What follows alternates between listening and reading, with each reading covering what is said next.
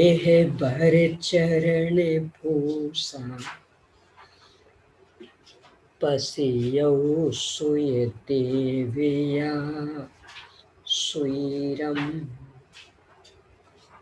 सयल गण पाओ में रविनो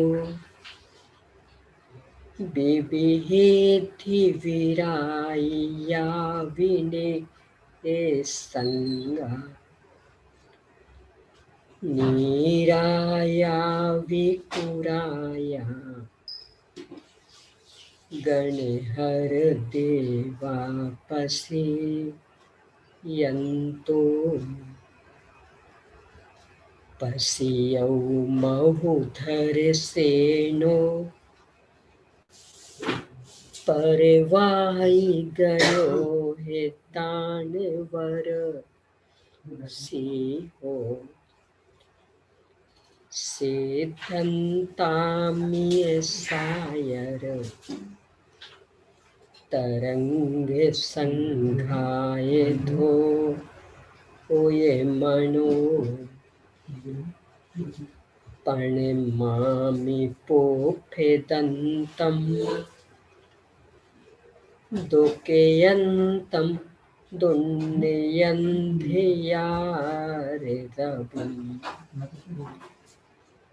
भग्य शिव मग्य कंठय मिसि समी वयं सया दंतं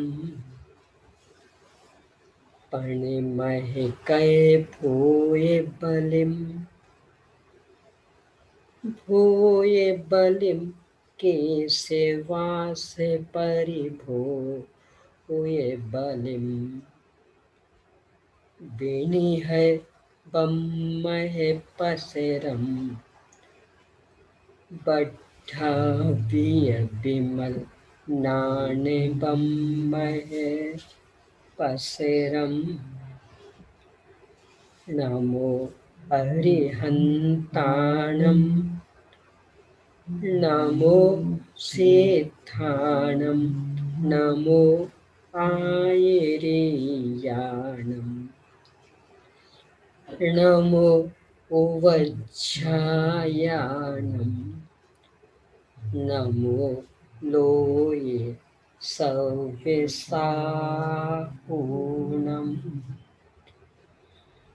ओम ह्रीं श्री अरहंत सिद्ध आचार्य उपाध्याय साधु पंच परमेष्ठिभ्यो नमो। इसको कम कर।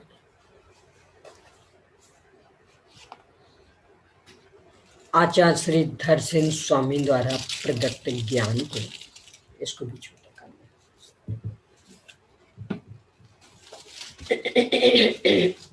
लिपिबद्ध करने वाले आचार्य श्री पुष्पदंत भूतवली स्वामी द्वारा लिखित षटखंडागम ग्रंथ। इसके प्रारंभिक 5 खंडों पर आचार्य श्री वीरसेन स्वामी द्वारा लिखित धवला टीका। उनमें से पहला खंड जीवठान टीका और अनुवाद सहित 6 पुस्तकों में प्रकाशित है। उनमें से अभी अपनी चर्चा दूसरी पुस्तक पर चल रही है। मंगलाचरण आदि प्रमुख विषयों पर चर्चा के बाद में आचार्य श्री ने 20 प्रूपणाओं की चर्चा प्रारंभ की। इसके बाद उसी विषय को स्पष्ट करने हेतु उन्हें परस्पर में घटित करते हुए स्वतंत्र आलापाधिकार लिखा। इसके अंतर्गत सबसे पहले सामान्य आलापाधिकार, इसके बाद गुणस्थान और गुणस्थानातीत जीवों के आलाप, इसके बाद मार्गणाओं के अंतर्गत गति मार्गना पर चर्चा करते हुए नरक गति और त्रियंच गति संबंधी विविध दृष्टियों से आलापों पर चर्चा के बाद में अभी अपनी चर्चा मनुष्य गति संबंधी आलापों पर चल रही है। चूंकि मनुष्य गति के 4 भेद आचार्यों ने किए, सामान्य मनुष्य, पर्याप्त मनुष्य, स्त्री वेदी मनुष्य और लब्धि अपर्याप्तक मनुष्य। यहाँ अभी अपनी चर्चा सामान्य मनुष्यों की चल रही है।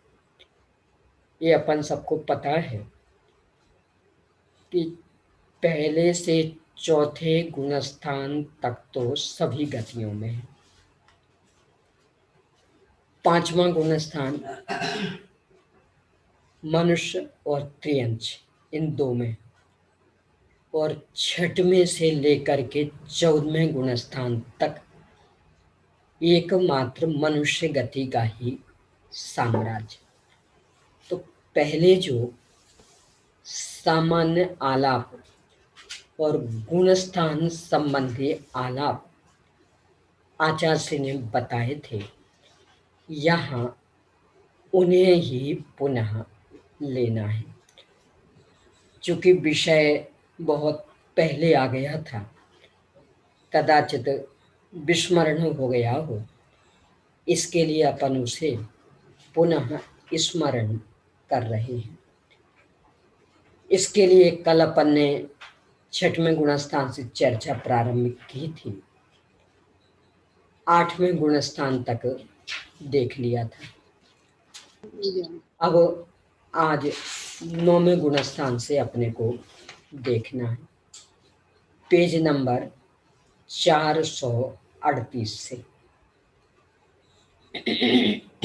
ये पीछे अपन आए, यानी मूल में तो विषय अपना बहुत आगे पहुंच गया है, 514 पेज पर मनुष्य गति संबंधी सामान्य आलाप देख रहे, इसलिए 14 गुणस्थानों को देखने हेतु अपन पीछे मुड़े हैं। तो 438 पेज पर ये अपने को पता है कि 9वें गुणस्थान के भी यहाँ अनेक भाग आचार्य ने किए हैं। सबसे पहला भाग कि जहाँ तीनों वेद हैं, फिर दूसरा भाग कि जहाँ वेद नहीं रहे, फिर तीसरा भाग क्रोध का अभाव, चौथा भाग मान का अभाव और 5वां भाग माया का अभाव। इस तरह 5 भेद 9वें गुणस्थान के किए हैं। इन संबंधी स्वतंत्र आलाप हैं, आपको अभी घटित करने हैं। 438 पेज से प्रकरण है, करिए भैया, शुरू करेंगे।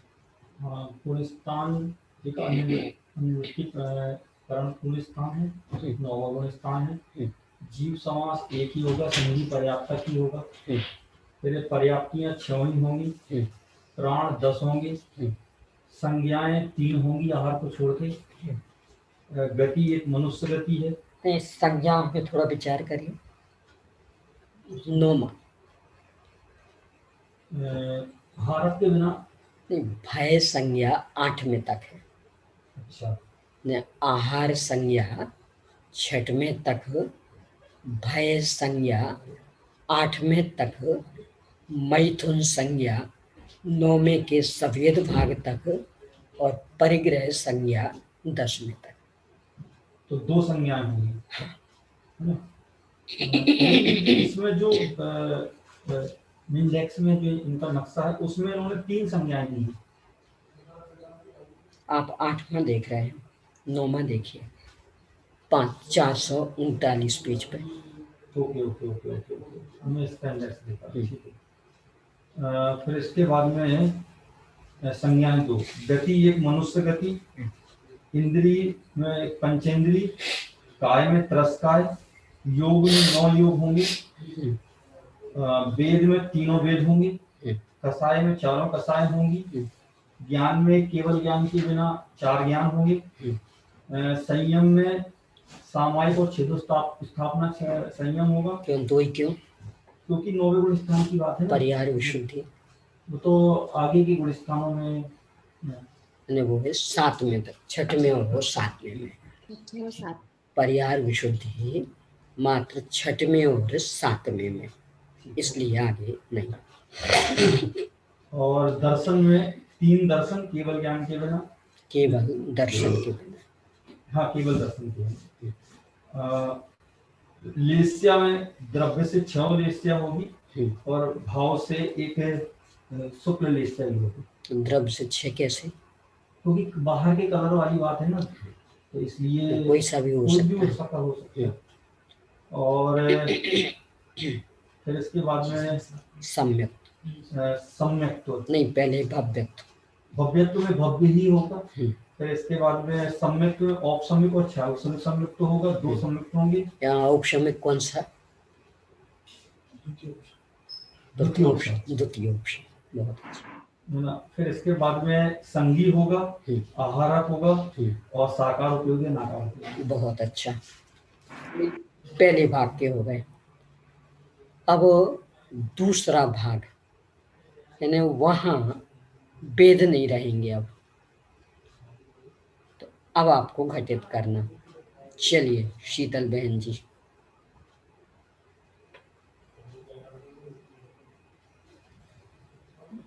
परिवर्तीकरण गुणस्थान के द्वितीय भागवर्ती जीवों के ओघालाप कहने पर एक 9वां गुणस्थान होगा अनिवृत्तिकरण। जीव समास पंचेंद्रिय संग में पर्याप्त, प्राण 6 होंगे, पर्याप्ति 6 होंगी, प्राण 10 होंगे, क्योंकि यहाँ अपर्याप्त अवस्था है ही नहीं। संज्ञा होंगी। पर्याप्त अवस्था कहाँ से आ गई? अपर्याप्त अवस्था नहीं है। हाँ, अपर्याप्त अवस्था नहीं है। बहुत इसलिए अच्छा। 10 प्राण। संज्ञाएं 2 है, मैथुन और परिग्रह, क्योंकि मैथुन तो 9 में के सवेद दूसरे नहीं, हाँ नहीं, यहाँ मैथुन नहीं होगा। हाँ, हाँ, और दूसरा भाग मतलब अवेद भाग। अवेद भाग तो जी। यहाँ तीनों वेद नहीं और मैथुन संज्ञा नहीं जी। गति होगी मनुष्य, इंद्रिय होगी पंचेंद्रिय, काय होंगे त्रस्काय, योग होंगे 9, 4 मन के वचन के और औदारिक कायो। वेद होंगे 3, क्योंकि अभी तो दूसरा भाग नहीं, वेद तो वेद वेद तो यहाँ 3 क्यों लिखे हैं? 3 कहाँ लिखे? सॉरी, मैं प्रथम भाग, हाँ ठीक है, सॉरी, शून्य रखा ना। हाँ जी, हाँ जी। अपगत मतलब रहित। जी जी, मैं प्रथम भाग देख रही थी। तो ते देखिए, हाँ, अपगत यानी रहित। अपगत, हाँ। कषाय 4 है, ज्ञान केवल ज्ञान बिना 4 ज्ञान, 2 संयम, सासाधान और छेदोपस्थापना। दर्शन में 3, केवल दर्शन बिना 3 दर्शन, लेशा 6 हो, द्रव्य लेशा 6 हो, और एक भाव से 1 लेशा। कौन सी? शुक्ल। भव्यत्व ही होंगे, संमिक ही होंगे, और आहारक होगा, और सम्यक औपशमिक, द्वितीय औपशम और क्षयिक, और संगनी ही होंगे। आहारक होगा, अनाकार और साकार उपयोगी। बहुत अच्छा। अगला, हाँ भाई अनुराधा बहन जी।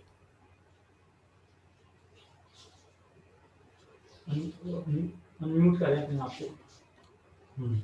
अनिवर्ती गुणस्थान के तृतीय भाग का ओघालाप। गुणस्थान का नाम है अनिवृत्तिकरण और जीव समास से संज्ञा पर्याप्त। पर्याप्तियां होंगी 6, प्राण होंगे 10, परिग्रह में सिर्फ एक ही संज्ञा में सिर्फ एक ही संज्ञा होगी, परिग्रह संज्ञा, क्योंकि आड़ संज्ञा तो छठे गुणस्थान तक रहती है, भय 8वें तक रहता है। उसके बाद 9वें के दूसरे भाग में वेद भी चला गया, तो इस तरह अपगत वेदी हो गए, इसलिए सिर्फ एक ही संज्ञा है, परिग्रह संज्ञा। गति मनुष्य गति, पंचेंद्रीय जाति, तरस काय, योग 9 होंगे, मन के 4, वचन के 4, औदारिक काय योग। औदारिक, औदारिक, ठीक है दीदी, प्रोनाउंसिएशन उच्चारण ठीक किया दीदी, औदारिक, ठीक है। यानी ओ और औ दो अलग अलग होते हैं जी। अपनी जो वर्णमाला है ना, तो हाँ। उसमें ओ और औ, तो यहाँ औदारिक, ठीक है। और कसायों में क्रोध कसाय चली जाएगी, क्योंकि ये 9वें गुणस्थान का तीसरा भाग है, तो इसमें क्रोध कसाय चली जाएगी, और बाकी की 3 कसाय अभी मौजूद है। उसके बाद कसाय ज्ञान, और उसके बाद ज्ञान केवल ज्ञान के बिना 4 ज्ञान, और सामायिक और स्थापना ये 2 संयम, और केवल दर्शन के बिना 3 दर्शन, द्रव्य से 6 लेश्या, और भाव से शुक्ल लेश्या, क्योंकि ये श्रेणी के गुणस्थान है। भव्य सिद्धिक और सम्यक तो 2 ही होंगे, औपसमिक और क्षायिक, क्योंकि क्षायोपसमिक में श्रेणी नहीं चढ़ते हैं कोई भी। और संगी होंगे, आहारकी होंगे, साकार उपयोगी और अनाकार उपयोगी होंगे। बहुत अच्छा। हाँ भाई ज्योति बहन जी।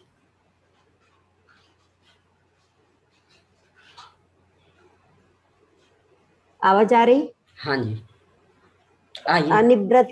अनिवृत्तिकरण गुणस्थान के चतुर्भागवर्ती जीवों के ओघालाप कहने पर एक 9वां गुणस्थान, एक संगी पर्याप्त, पर्याप्तियां पर्याप्तक, पर्याप्तियां 6, 10 प्राण, एक परिग्रह संज्ञा, और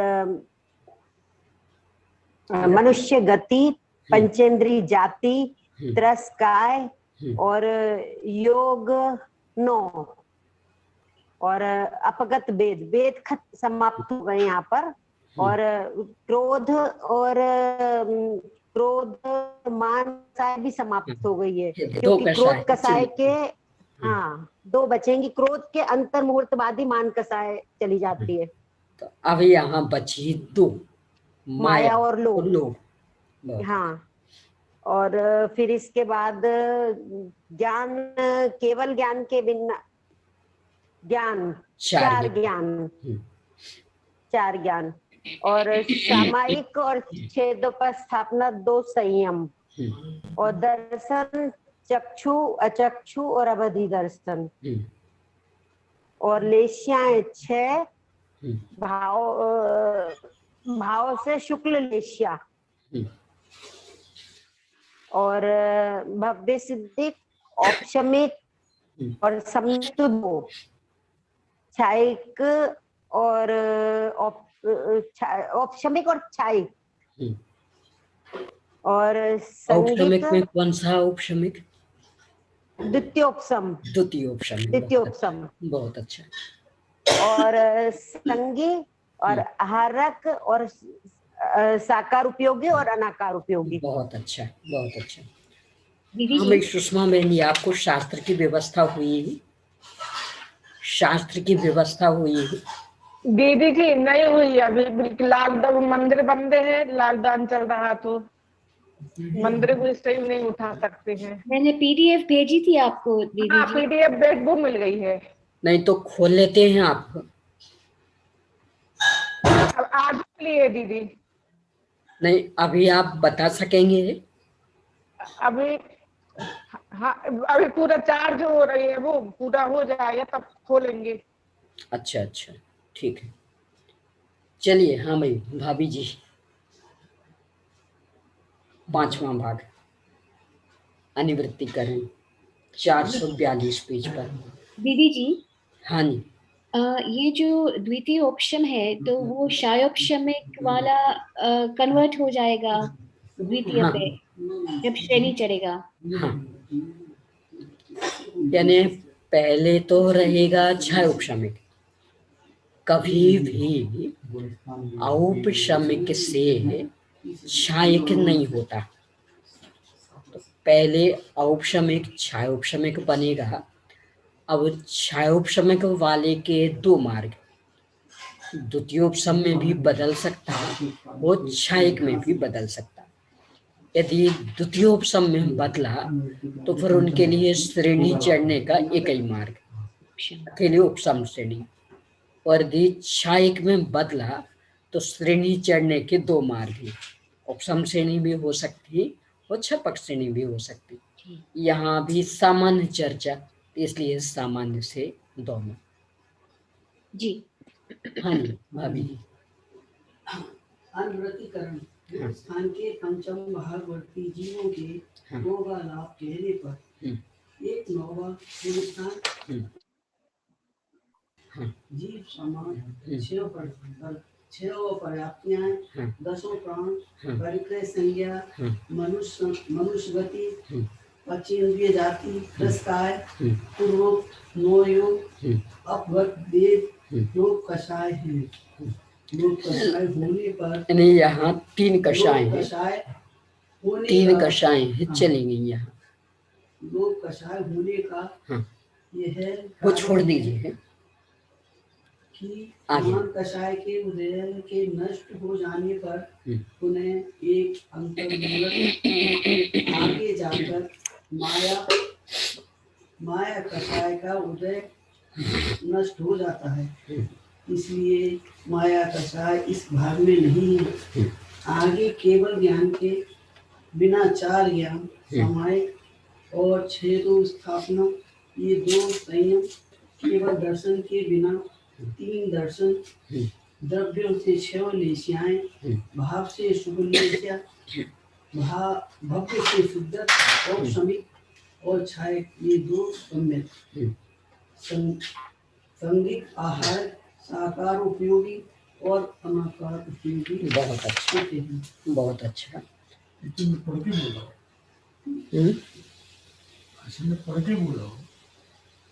उसके लिए भी अक्कल लगानी पड़ती है, यानी रीडिंग में भी बिना लगाए रीडिंग नहीं हो पाती। तो उतना प्रयास किया तो सही ना, बस।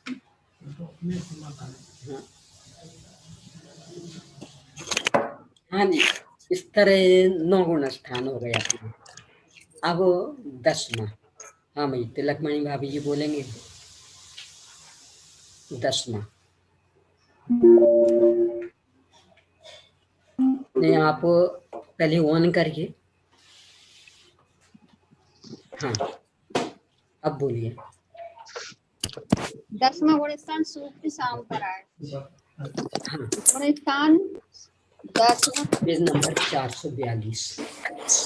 हाँ बोलिए। सांपराय गुण स्थान 10वां। हाँ, जीव समास, पर्याप्ति, संगी, प्राण, 10 प्राण रहेंगे दीदी। हाँ, और संज्ञा दीदी, संज्ञा 3 रहेंगी ना? नहीं, 3 तो नष्ट हो गई, एक रही परिग्रह और वह भी सूक्ष्म। कौन सी दीदी? सूक्ष्म परिग्रह संज्ञा। अच्छा, सूक्ष्म परिग्रह। आहार संज्ञा 6वें तक थी। हाँ। भय संज्ञा 8वें तक थी। मैथुन संज्ञा 9वें के सफेद भाग तक थी और परिग्रह संज्ञा 10वें तक। तो यहाँ चूंकि सूक्ष्म लोग, इसलिए परिग्रह संज्ञा भी सूक्ष्म। गति, मनुष्य गति, जाति, पंचेंद्रिय जाति, काय, तिरस्कार, योग, योग 4 मन के, 4 वचन के, और बेक्रियक मिश्र और बेक्रियक 10वें में जे नहीं होंगे। तो जो नहीं वो बताइए। 9 होंगे दीदी, 9। हाँ, कौन कौन से 9? 4 मन के, 4 वचन के और कारमान का आयु। कारमण का योग हमेशा विग्रह गति में होता है। विग्रह गति। हाँ, ये अपन चर्चा 10वें गुण स्थान की कर रहे हैं। तो दीदी हारक और हारक मिश्र भी नहीं होगा? वह 6वें में होता है। और बेक्रियक मिश्र भी नहीं होगा, तो 8 ही होगा। चौथे तक तो 8 होंगे अकेला बस। औदारिक। औदारिक, हाँ, औदारिक कायु और औदारिक मिश्र कायु। मिश्र नहीं, अकेला औदारिक। तो 9 मिश्र होंगे। अपर्याप्त दशा में होता है। अच्छा, 9 10वें होंगे गुण दीदी। स्थान अपर्याप्त दशा में नहीं होता। हाँ, तो इस तरह 9 योग, 9 4 मनोयोग, 4 वचन योग और औदारिक का योग। कार।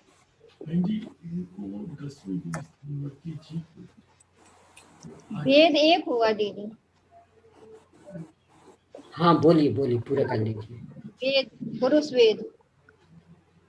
वेद का तो अभाव हो गया 9वें में ही। अच्छा, हाँ, तो वेद नहीं होंगे। अपगत वेद हो गए, वेद रहित।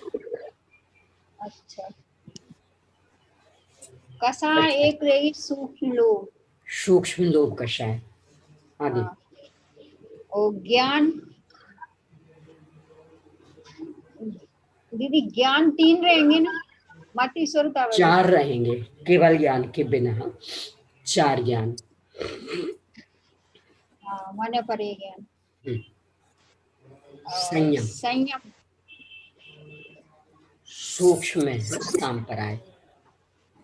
10वां गुण स्थान 10वें में है सूक्ष्म सांपराय। सूक्ष्म सांप्राय। आगे। दर्शन, दर्शन 4। 4 कभी एक साथ होते हैं क्या? नहीं, केवल दर्शन नहीं होगा दीदी, 3 होंगे। 3 होंगे। हाँ, हाँ, केवल दर्शन केवल ज्ञान के साथ होगा। हाँ। लेश्या, लेस्या, शुभ लेस्या होंगी दीदी। द्रव्य से इच्छा हो द्रव्य से 6 और भाव से शुक्ल। शुक्ल एक लेस्या। भव्य होंगे। हाँ, सम्यक्त, छाई एक सम्यक्त होगा दीदी। 2 औपशमिक यानी द्वितीय औपशमिक और समय को छाई। हाँ, संगी, हाँ, संगी होंगे हार, हाँ, हार हाँ। और उपयोग साकार उपयोग और अनाकार उपयोग। बहुत अच्छा। हाँ जी, आप फरमाइए।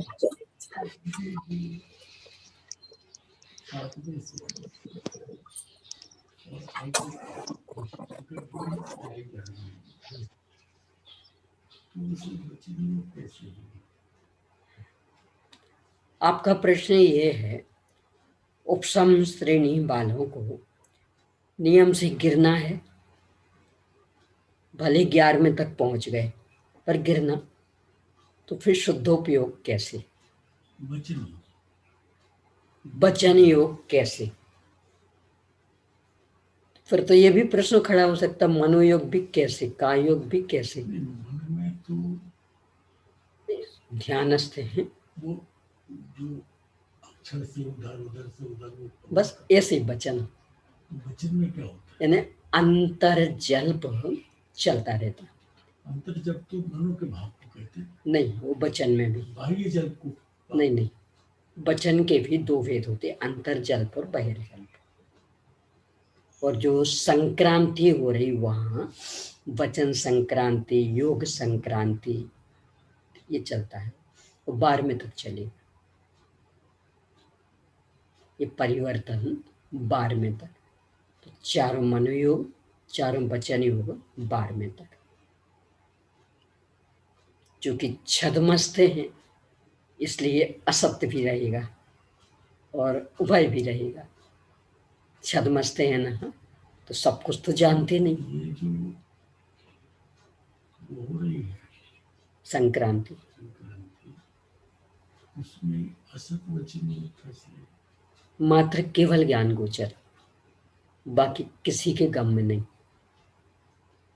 तो अपन तो शास्त्रों में लिखा है इसलिए कह रहे हैं, यानी स्वयं उनके भी गम में नहीं जिनके हो रही है। देखिए अपन ऐसा लेना, यदि वास्तव में गम में हो जाए, पता लग जाए, तो जानबूझ के गिरने के रास्ते पे कौन चलेगा? यानी जहां से नियम से गिरना है जानबूझ के कोई जाएगा?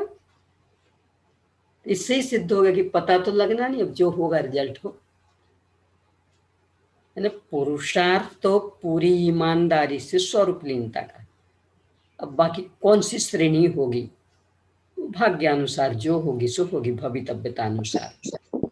गिरने की योग्यता होगी तो गिरेंगे, उपसम श्रेणी होगी। दीदी हाँ जी, इसमें पुरुषार्थ की कमजोरी रहती है जो उपसम श्रेणी लगती है। हाँ, एक प्रकार से पुरुषार्थ की कमजोरी तो है, परंतु वह अबुद्धि गोचर, यानी बुद्धि गोचर नहीं है कि हम तो अब इस तरह का पुरुषार्थ करेंगे तो उस रास्ते जाएंगे ही नहीं, कि ऐसा नहीं है। वो अबुद्धि गोचर। तो ये तो उनके हाथ में है ही नहीं ना। तो है, हाँ, उनके हाथ में है ही नहीं, भवितव्यताधीन ही, बाकी किसी के हाथ में नहीं है अबुद्धि गोचर।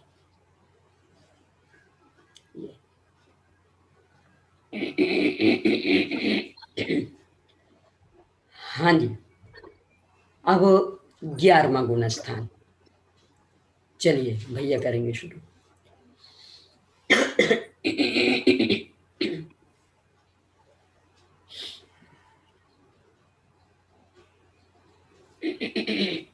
उपशांत कसाय।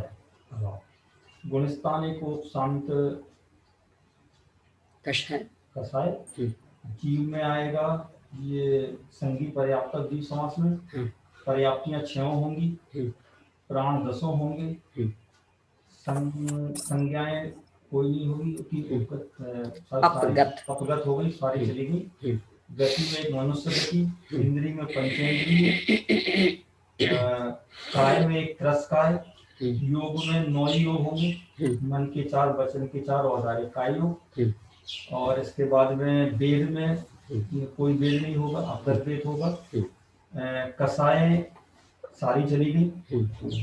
फिर इसके बाद में संयम में एक ज्ञान पहले कषाय सब चली गई, कहना उचित है। कषाय सब उपशम हो गया। नहीं तो उपशम और क्षय के यहाँ 2 भेद तो है नहीं, तो बस नहीं और है, बस ये भेद। तो वहाँ नहीं, अब वो नहीं में दबी है कि नष्ट हुई, इससे कोई फर्क नहीं पड़ना, बस अभी नहीं है, इस रूप में आएगा। हाँ जी, ज्ञान में 4 ज्ञान, केवल ज्ञान नहीं है। संयम में क्या था संयम, और दर्शन में 3 दर्शन। लेस्या में द्रव्य से 6 लेस्या, भाव से 100 लेस्या, भव्य होगा।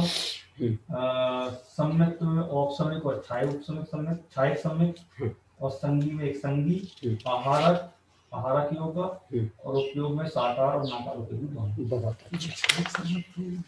छाय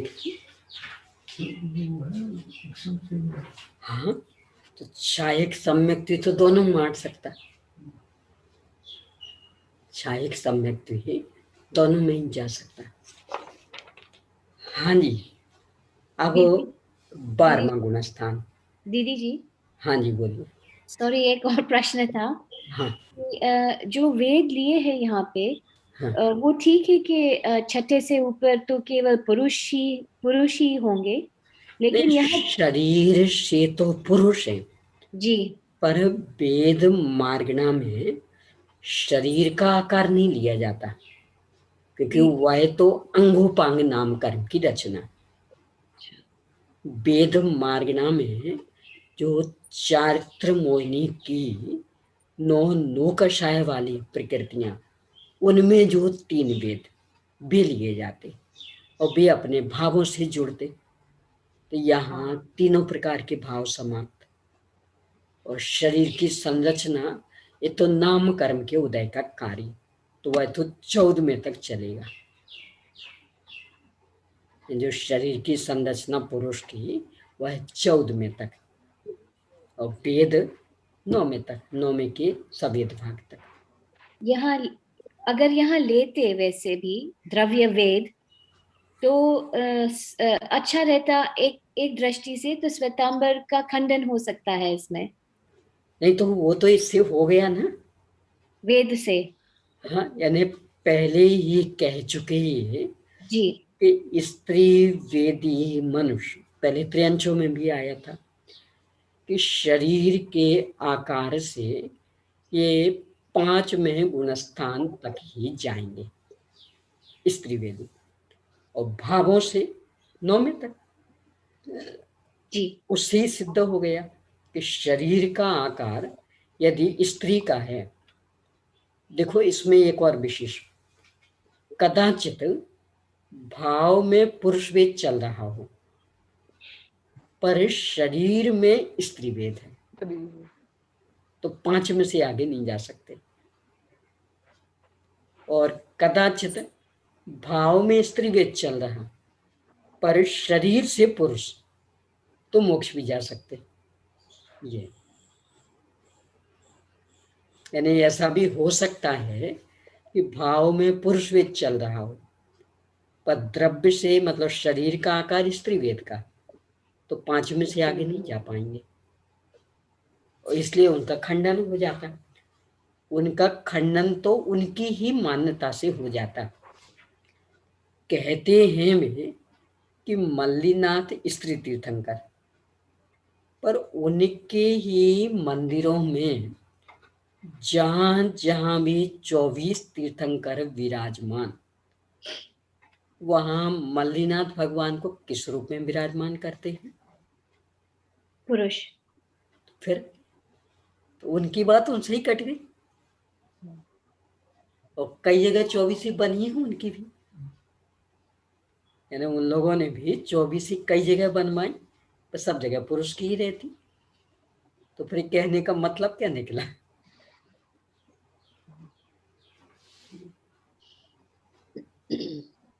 और यदि शरीर से पुरुषाकार है और वेद स्त्री का है तो मोक्ष है। हाँ, चढ़ सकता है, उसी भाव में क्षय करके मुक्त भी हो सकता है, क्योंकि अपगत वेद सवेद भाग तक ही वेद रहने, वे तो तीनों ही नष्ट होने, तो स्त्री वेद भी नष्ट हो जाएगा।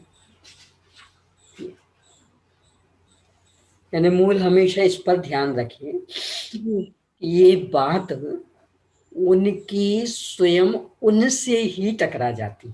जी यानी यदि कहते हैं कि मल्लीनाथ स्त्री, तो जब जब भी 24 तीर्थंकर विराजमान करते हैं तो मल्लीनाथ को स्त्री रूप में करिए ना। फीनिक्स में भी 12 प्रतिमाएं उनकी हैं, वो 12 प्रतिमाएं भी कल्पना होती है, उसमें मल्लीनाथ उनकी तरफ। हाँ, तो किस रूप? पुरुष का बस। हालांकि एक बार वैसी दृष्टि गई है, मैं तो गया नहीं उधर। नहीं, अपने भारत में भी कई जगह, पालीताना में भी है 24 उनकी, और भी कई जगह है, तो हमेशा पुरुष की ही बिठाते, तो उनकी बात उनसे ही कट रही।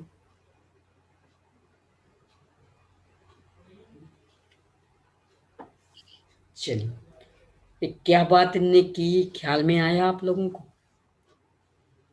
श्वेतांबर बंधु मल्लीनाथ भगवान को स्त्री मानते हैं, आकार में, शरीर के आकार में भी स्त्री।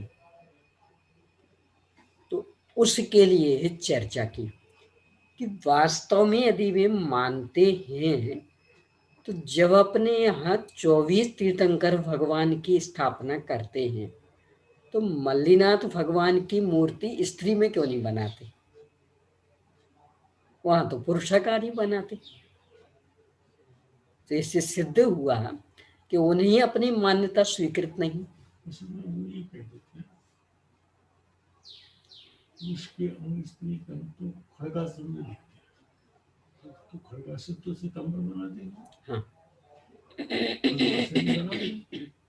पद्मासन में अंग दिखते नहीं, सिर्फ उतरा हिस्सा दिखता है थोड़ा बहुत। वो भी उनका वस्त्र सहित होता है। नहीं, सब थोड़ी वस्त्र वाले होते, यानी मात्र, यानी श्वेतांबरों में भी 2-3 प्रकार के होते। एक तो वो आंखें जड़े हुए, तो मात्र आंखें जड़े होंगी, वो मुकुट होगा, बाकी पूरे निर्वस्त्र। मेरे ख्याल से 4 भेद उनके। एक तो मूर्ति को मानते ही नहीं, जैसे थानकवासी आदि, तो ये तो मूर्ति को नहीं मानते। अब जो देरासरवासी, देरावासी, उनके 3 भेद।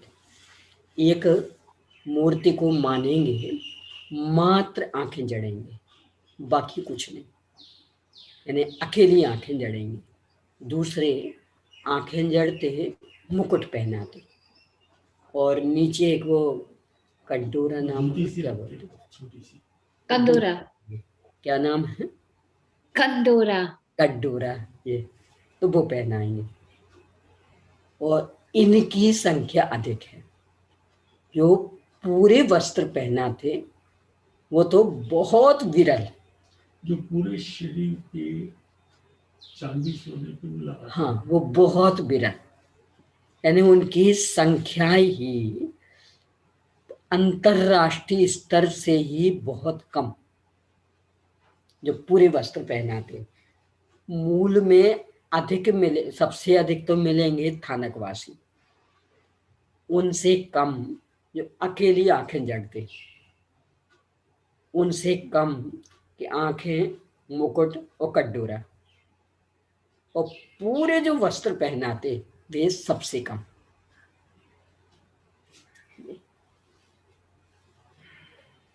तो अपन जो चर्चा कर रहे हैं वो 2 की, तो उनमें तो नग्न स्वीकार कर रहे हैं, तो स्त्री को फिर नग्न बिठाना चाहिए था उन्हें, तो नहीं बिठाते, पुरुषाकार ही बनाते।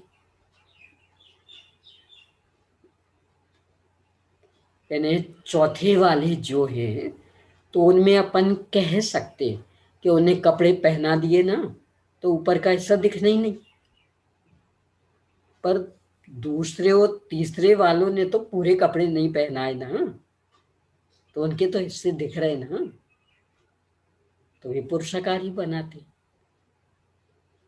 खाली नेत्र में क्यों लगाते हैं चमकदार से आंखें?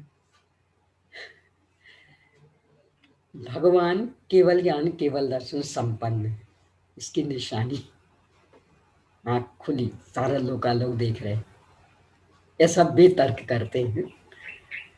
खुली आंखें, यानी सारा लोकालोक देखना है तो आंख बंद करके कैसे दिखेगा? और अपने यहाँ तो ध्यान बिल्कुल यूं, तो यूं पर सारा लोकालोक कैसे दिखेगा? तो और एक्स्ट्रा, यानी अपने को भी ज्यादा नहीं दिखता तो सूक्ष्मदर्शी यंत्र लगा लेते हैं ना, तो उससे विशेष दिखने लगता, तो वो उसके रूप में आंखें, कि सारा लोकालोक स्पष्ट दिख जाए। अपनी अपनी सोच है, क्या कर सकते।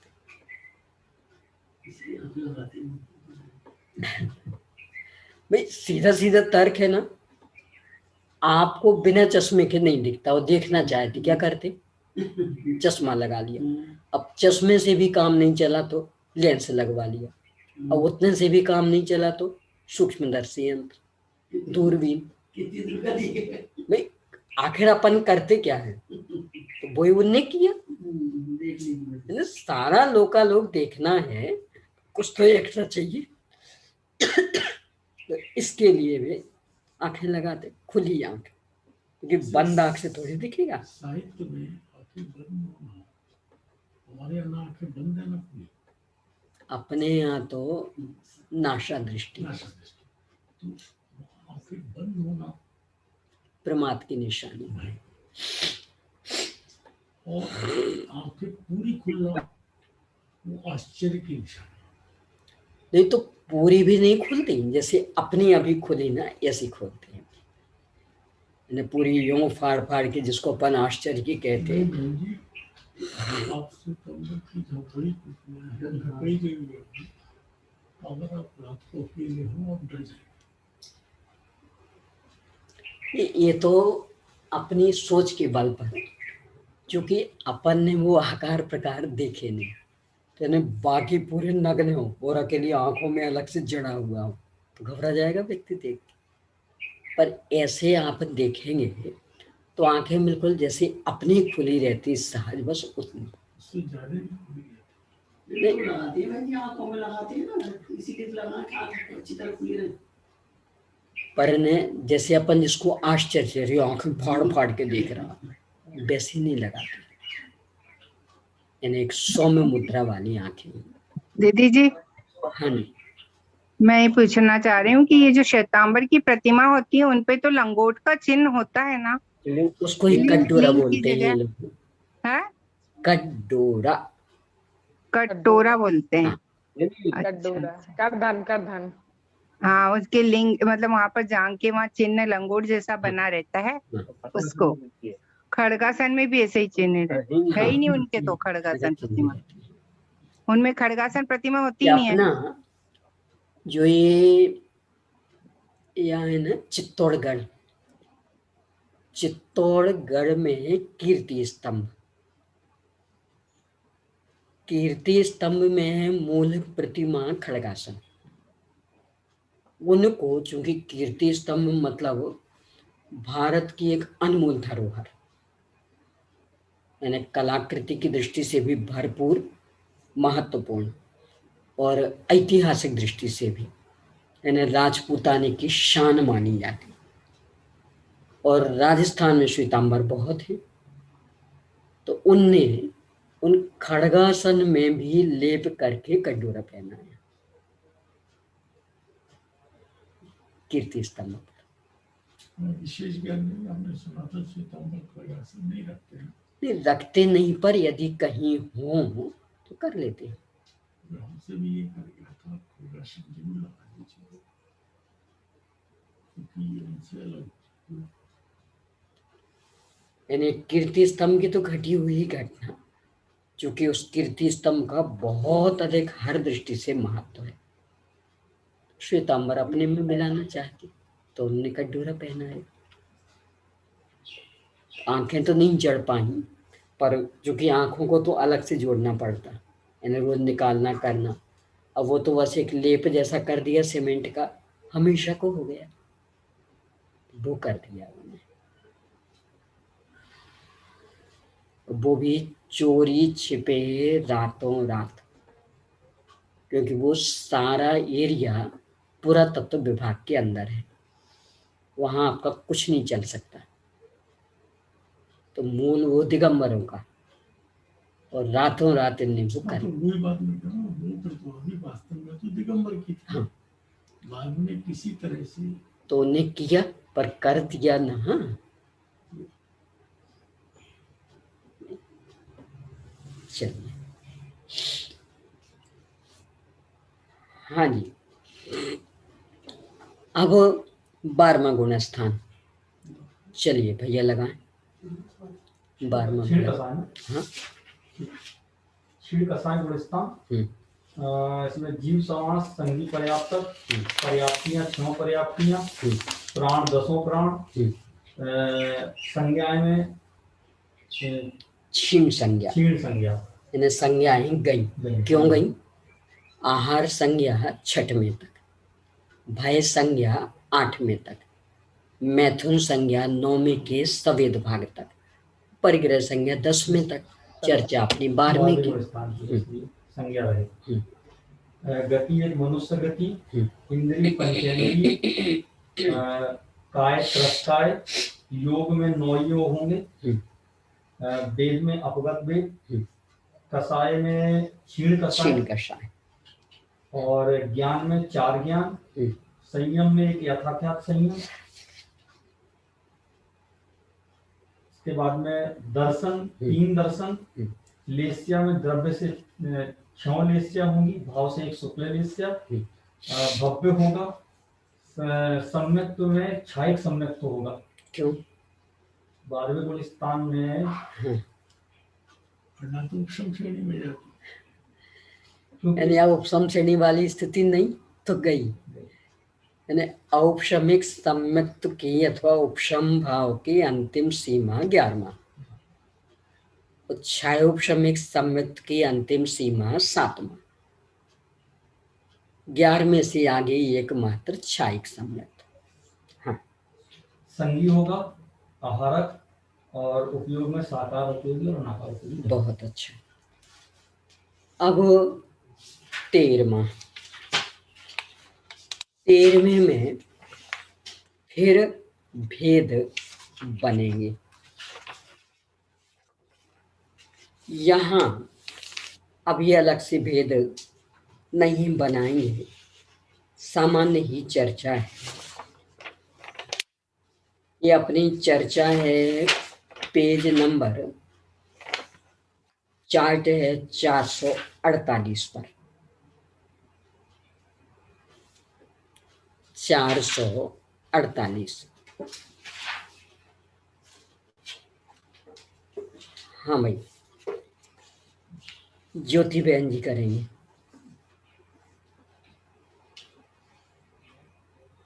नहीं, आप पहले ऑन करिए, अनम्यूट कीजिए। हाँ, संयोग केवली गुणस्थान के आलाप। हाँ जी, गुणस्थान 13वां संयोग केवली, हाँ, जीव संगी पर्याप्तक और संगी अपर्याप्त। हाँ, क्योंकि वो जो शब्दघात वाली और पर्याप्तियां 6 और 6 ही अपर्याप्तियां। हाँ, प्राण इधर कम हो जाएंगे। कितने रहेंगे? 4। कैसे?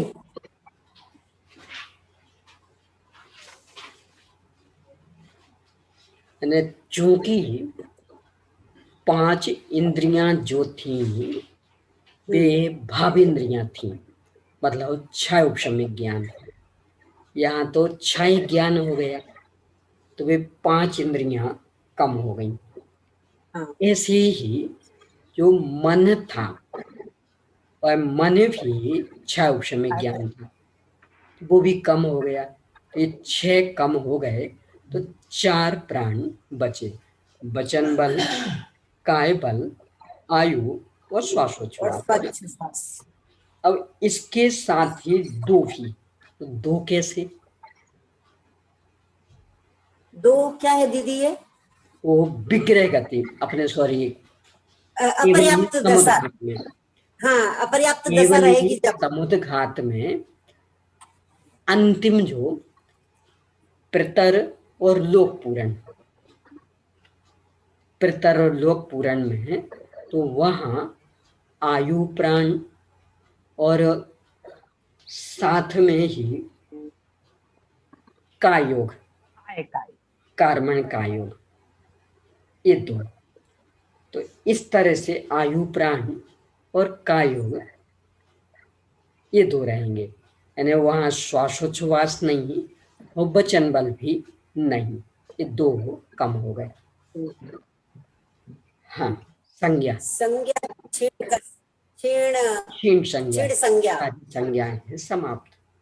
गति, हाँ, गति मनुष्य गति, पंचेंद्रिय जाति, काय त्रस और योग है ना, यहाँ 2, 2, 4, 2, 6 और 1 7 होंगे। 7 थोड़ा सा उपयोग लगाइए, मन के हो जाए, केवल ज्ञान हो गया, इसलिए अब असत्य और उभय ये नहीं रहेंगे, 2 हो जाएंगे। ये भी 2 रहे, सत्य और अनुभय।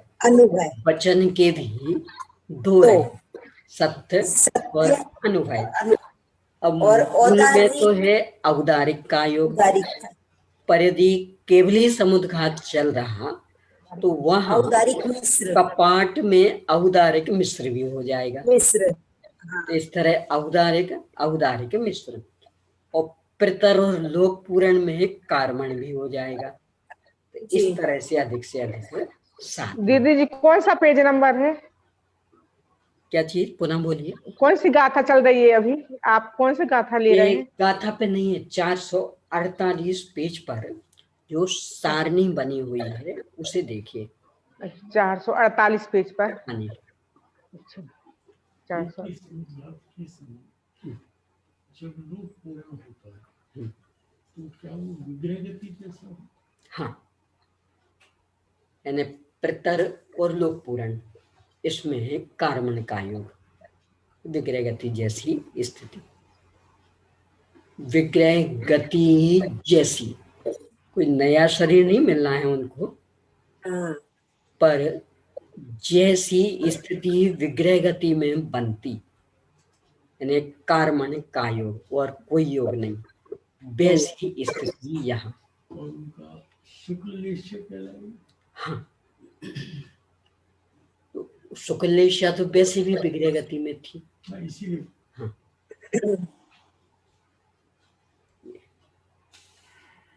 हाँ जी, आगे वेद जी, अपगत वेद। हाँ, कषाय केवल ज्ञान। हाँ, और यथा हाँ, अकसाय केवल ज्ञान। हाँ, यथाख्यात चारित्र। हाँ, और दर्शन केवल दर्शन। हाँ, और द्रव्य से छवलेश्या और भाव से शुक्ल लेश्या। हाँ, और भव्यत्व क्षायिक सम्यक्त्व संगी और असंगी के विकल्पों से रहित। हाँ, यानी अनुभव, यानी चूंकि छायोपश में ज्ञान नहीं रहा और संगीपना तो छायोपश में ज्ञान को लेके था, इसलिए संगी नहीं कह सकते। और असंगियों की जो अव्यवस्थित चेष्टाएं होती वे इनके हैं नहीं, इनकी तो पूरी सुव्यवस्थित चेष्टाएं हैं, इसलिए असंगी भी नहीं कह सकते। तो ना संगी ना असंगी, दोनों विकल्पों से रहित। तो दीदी जी इसको ऐसे ही बोलेंगे? हाँ, अनुभव। अच्छा, यानी ना संगी ना असंगी। और कारण क्या कि चूंकि संगीपना छायोपश में ज्ञान बन गया है, हाँ, इनके तो छाय ज्ञान हो गया, और छाय ज्ञान और छायोपश में ज्ञान एक साथ तो रहते नहीं, इसलिए संगी नहीं। और असंगियों की तो प्रवृत्तियां काफी अव्यवस्थित होती, हाँ, इनकी तो सारी प्रवृत्तियां पूर्ण सुव्यवस्थित, तो इसलिए असंगी भी नहीं कह सकते। तो ना संगी ना असंगी अनुभव। आगे आहारक और अनाहारक दोनों कैसे? हाँ, वही जो कपाट और प्रतर के समय। हाँ, केवल ही समुद्घात में हाँ, प्रतर और लोक पूरण यहाँ अनाहारक, और बाकी सब में आहारक। आहारक। हाँ, आगे साकार उपयोग और अनाकार उपयोग दोनों से युगपत। हाँ, क्योंकि यहाँ छाय ज्ञान तो दोनों एक साथ। बहुत अच्छा। अब 14वां गुणस्थान। हाँ जी, शीतल बहन जी।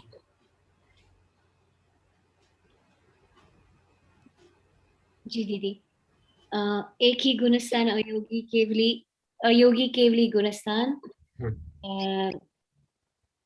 पंच इंद्रिय संगीत पर्याप्त।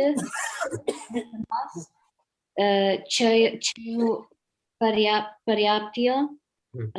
एक ही प्राण आयु प्राण रहेगा। और सोचो, अकेले आयु प्राण के बल पे जी रहे, श्वासोच्छ्वास नहीं है, तो श्वासोच्छ्वास के बिना कैसे जिंदा रहेंगे, है नहीं? चलिए आगे। संज्ञाएं प्रति मनुष्य पंचेंद्रिय त्रस्काय अयोगी हो गए, क्योंकि अयोगी गुणस्थान है। अपगत योग नहीं रही, योग है समाप्त, अयोग। अयोग। वेद क्षीण कषाय कषायिनी में ज्ञान केवल ज्ञान, यथाख्यात संयम, केवल दर्शन, लेशाक्षयों द्रव्य से और एक भाव से लेशा। अब लेशा ही नहीं, द्रव्य से तो शरीर जो कि विद्यमान, जी तो सभी रंगों का हो सकता, पर अभी योग नहीं रहा तो भाव से कोई भी लेशिया नहीं, तो भाव से अलेश।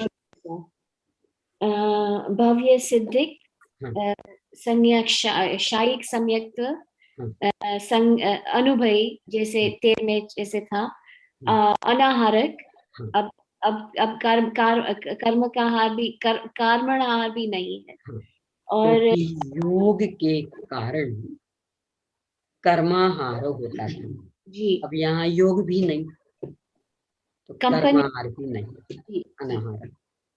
और साकार अनाकार उपयोग युगपत। बहुत अच्छा। ये भी पूछिए, चार ज्ञान भाई साहब पूछ रहे हैं कि ये भी पूछो शीतल बहन से कि चार ज्ञान क्यों नहीं है। चार ज्ञान क्यों नहीं है?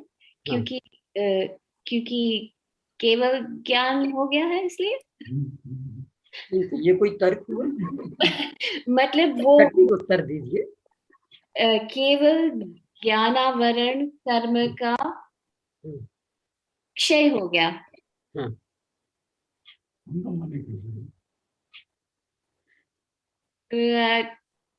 पता नहीं।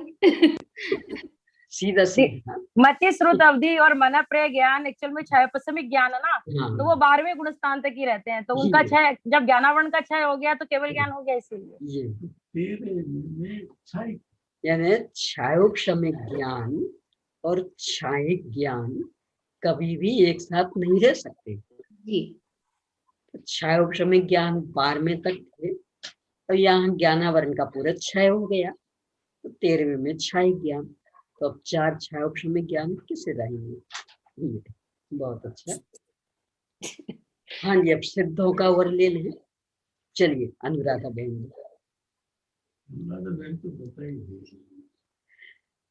भाई साहब कह रहे हैं उनसे क्या पूछना, मैं तो बता ही देंगी। सिद्ध परमेश्वर के सभी के संदर्भ में भाई साहब की धारणा बहुत अच्छी है कि सब बहुत अच्छे से विषय पकड़ते हैं, तो आप लोगों का सुन करके भाई साहब बहुत खुश होते हैं। हाँ जी। गुणस्थानातीत है सिद्ध भगवान, हाँ। जीव समाज से भी अतीत है, पर्याप्तियों से भी अतीत है, प्राण से भी अतीत है, संज्ञा भी नहीं है कोई भी, गति सिद्ध गति है, अनिंद्रिय है, अकाई है, अयोगी है, अवेदी है, क्षीण कसाय है, और केवल ज्ञानी है, संयत, कोई किसी भी प्रकार के असंयम से मुक्त है वो। हाँ। यानी 5 में से कोई नाम नहीं दे सकते अब। हाँ हाँ। परम यथाख्यात। परम यथाख्यात। तो परम यथाख्यात स्वतंत्र तो है नहीं कोई। केवल दर्शन है और अलेशा है, लेशा से रहित है, भव्य सिद्ध है, के भी विकल्प नहीं है, क्योंकि भव्यता प्रकट हो गई ना, अब उसके भी विकल्प नहीं रहा। यानी कार्य प्रकट हो गया तो कारण समाप्त। और सम्यक तो छायिक है, क्योंकि सिद्धों के 8 मूल गुण में छायिक सम्यक तो भी आया है, तो छायिक सम्यक तो है। संगी असंगी इन दोनों के विकल्प से मुक्त है, और अनाहारक है, साकार उपयोग या नाकार उपयोग या युगपत से। बहुत अच्छा। यानी अस्थि में क्या क्या हुआ है, एक तो सिद्ध गति, दूसरे केवल ज्ञान, तीसरे केवल दर्शन, चौथे क्षयिक सम्यक, और 5वां साकार और अनाकार उपयोगी, और बाकी सब नास्ति नास्ति नास्ति नास्ति। बहुत अच्छा। अब आ जाइए अपने मूल विषय पर। ये तो अपन ने देखा सामान्य मनुष्यों के 14 गुणस्थान संबंधी आलाप। अब इसके बाद में मनुष्य पर्याप्तक, तो चूंकि स्त्री वेदी मनुष्यों को अलग करने वाले तो यहाँ मनुष्य पर्याप्तक में मात्र पुरुष वेदी को लेंगे, स्त्री वेदी को अलग कर देंगे।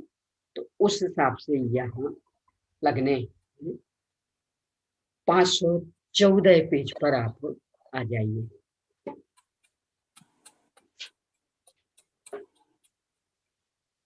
पाँच सौ 14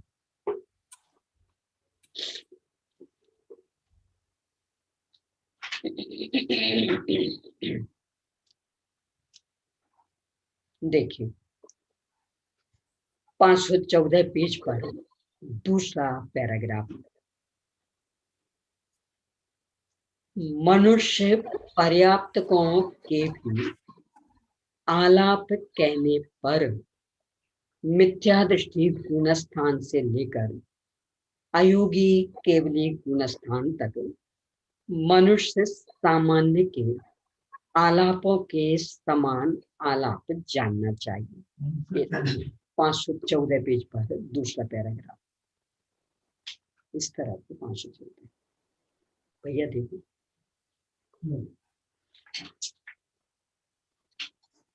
अथवा यानी बाकी तो सब सामान्य, अंतर किसमें पड़ेगा इसे देखना है। अथवा वेद आलाप कहते समय स्त्री वेद के बिना दो वेद ही कहना चाहिए, बस इसमें अंतर पड़ेगा। क्यों? क्योंकि स्त्री वेद की अलग चर्चा है, तो उसको निकाल देंगे। तो बाकी चर्चा भी जो अपन ने पढ़ी वैसी अकेला बस वेद में दो लेते जाना, 9वें के सवेद भाग तक। अवेद भाग में तो सभी खत्म, क्योंकि सामान्य मनुष्यों से मनुष्य पर्याप्तकों में इतनी ही विशेषता है।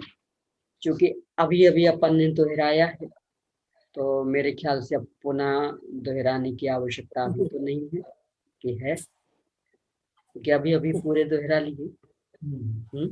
चलिए, विशेषात जब मनुष्यों के अवान्तर भेदों की विवक्षा न करके पर्याप्त शब्द के द्वारा सामान्य से सभी पर्याप्त मनुष्यों का ग्रहण किया जाता है, तब पर्याप्त मनुष्यों में तीनों वेद वालों का ग्रहण हो जाता है। जब सामान्य मनुष्य लेते हैं तब। अतः इस अपेक्षा से पर्याप्त मनुष्यों के आलाप सामान्य मनुष्यों के समान बतलाए गए हैं। परंतु जब मनुष्यों के अवान्तर भेदों में से मनुष्य पर्याप्तकों का ग्रहण किया जाता है, तब मनुष्य पर्याप्तक पद से पुरुष और नपुंसक वेदी मनुष्यों का ही ग्रहण होता है। क्योंकि स्त्री वेदी मनुष्यों की आगम में मनुष्यनी संज्ञा निर्दिष्ट की गई है, यानी उनका भेद अलग बनाया है। मनुष्य के अवान्तर भेदों में मनुष्य पर्याप्त शब्द पुरुष और नपुंसक वेदी मनुष्यों में ही रूढ़ है। इसलिए इस अपेक्षा से मनुष्य पर्याप्तकों के आलाप कहते समय स्त्री वेद को छोड़कर आलाप कहे हैं। उदाहरण के लिए, यानी आपकी परीक्षा के लिए किसी एक पर इसे घटित करें, पहला गुणस्थान ही लेने। कौन उत्सुक? अनुराधा जी। हाँ जी, अनुराधा जी। दीदी किसका पहला गुणस्थान? मनुष्य पर्याप्तक। मनुष्य पर्याप्तक का पहला गुणस्थान है मिथ्या दृष्टि गुणस्थान, और जीव समास होंगे पर्याप्त और खसे पर्याप्त जीव सैनी संगी पंचेंद्रिय पर्याप्त जीव समास। और फिर क्या बोलते हैं पर्याप्ति, पर्याप्तियां हाँ पर्याप्तियां 6 होगी, प्राण 10 होंगे, संज्ञाएं 4 होगी, और गति मनुष्य गति होगी, इंद्रियां पंचेंद्रिय होगी, और काय होगी त्रस्काय, और पर्याप्त मनुष्य की लेशा होगी 6, क्योंकि प्रथम गुण स्थान है योग। पर्याप्त मनुष्यों के योग होंगे, मन के 4, वचन के 4, और औदारिक काय योगी होंगे। वेद, हाँ वेद होंगे। पर्याप्त मनुष्यों के मनुष्य है, इसलिए मनुष्य नहीं तो छोड़ दिया हमने, स्त्री वेदी को छोड़ दिया, तो बस यही सावधान रहना है। यानी वेद में स्त्री वेद को छोड़कर 2 वेद लेना। आगे कसाय 4 होगी, और ज्ञान 3 होंगे, कुमति कुसरुत और कुअवधि, कुमति कुसरुत और कुअवधि, और संयम होंगे असंयमी, और दर्शन होंगे पहला गुण स्थान है, इसलिए पहले 2 दर्शन चक्षु दर्शन और अचक्षु दर्शन। लेशा 6 लेशा होगी पर्याप्तक के, द्रव्य से भी 6 लेशा और भाव से भी 6 लेशा, क्योंकि यहाँ पे 6 ही लेशा होती है प्रथम गुण स्थान में। हाँ पर्याप्तक के, और भव्य में भव्य और अभव्य दोनों ही होंगे, क्योंकि पहला गुण स्थान है। और सम्यक्त में एक ही होगा ना, मिथ्यात्व, पहला गुण स्थान में मिथ्यात्व ही होगा। हाँ, और संगी होंगे, क्योंकि मनुष्य संगी ही होते हैं, और आहारक ही होंगे, और साकार और नाकार को भी होंगे। बहुत अच्छा। अब कोई एक गुण स्थान और, चलिए चौथा कौन घटित करना चाहेंगे? दीदी जी मैं करूं? हाँ करिए ज्योति बहन जी।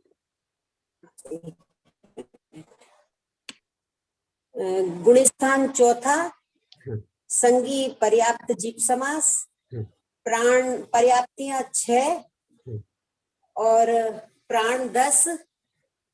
चौथे में थोड़ी सी सावधानी रखनी है।